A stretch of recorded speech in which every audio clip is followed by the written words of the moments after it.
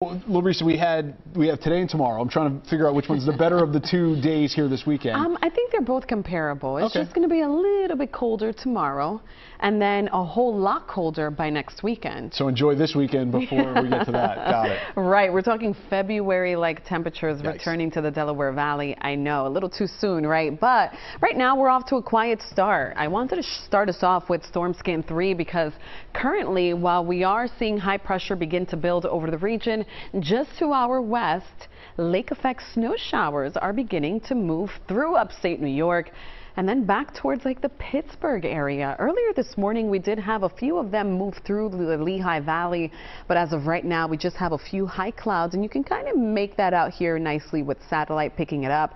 Some clouds out there. If you're in South Jersey, you're probably enjoying a brighter start to your Saturday. And as the day presses on, this is what you can expect. We're going to enjoy a mostly sunny day with temperatures topping out in the low 40s.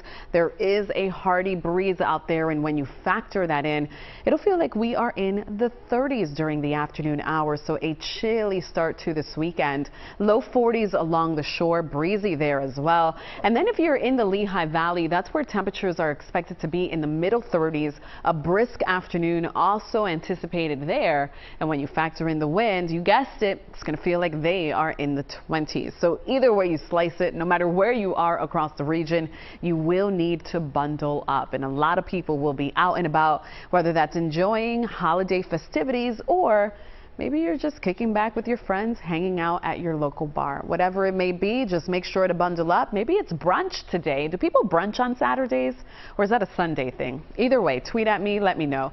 Here's what we are also watching. While we're dry this weekend, we're also dry into early next week. There is strong signal that we are going to be watching a coastal system develop, and by Thursday, that system will be forming west of the region. A deep trough, which is just a dip in that jet stream, will allow for very cold Arctic air to settle in place. This taking place again Thursday and into Friday. And then we are also going to see the return of rain, if not some snow, across our region. And if that cold air catches up to any moisture, then there is a chance of all snow. A frigid holiday as the system pulls away. We're going to have a secondary blast of Arctic air, bringing us, as I mentioned, February-like temperatures as we approach this next weekend. So here's a look at our system. Will it be a white Christmas? That's what we've named it, because chances are we could possibly see that. On Thursday, it'll start off as rain. Temperatures will be in the upper 30s. But once we lose the heating of the day, we're probably going to see a mix and then a transition to all snow. Lingering snow showers here for Friday morning. Then the system departs, and that's when that cold air settles in place. Whenever we see purple over the northeast, that's a fresh injection of Arctic air, and it's a blast, and you can see how that settles in place, kind of stays put there straight on through the upcoming weekend, which, by the way, is Christmas. Saturday's Christmas, and this is what the next 7 days show. We are dry straight through Wednesday. Wednesday, by the way, Ross, is the beginning of winter. Hard to tell. It already feels like it outside, but all right, thanks, Larisa. Shouldn't worry. You know why? Because this fog will eventually lift out of our region. Right now, though, it's the main headliner as far as the weather is concerned. It's just tough to see out there as widespread fog is gripping our area. Right now, though, we're off to a quiet start. You see Storm Scan 3 is not picking up on any activity, and we do remain dry for the rest of the day. Another mild one out there as temperatures later this afternoon will eventually top out in the middle 50s.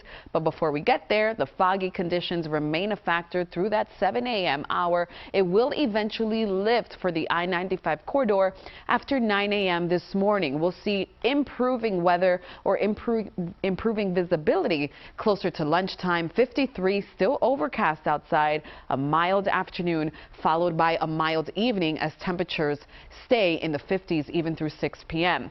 Tomorrow is going to be a bit of a soaker. The first weekend of the new year, not looking too dry as rain will be moving through the region, heavy at times, certainly bringing a damper to that Mummers Day parade tomorrow at 9 a.m.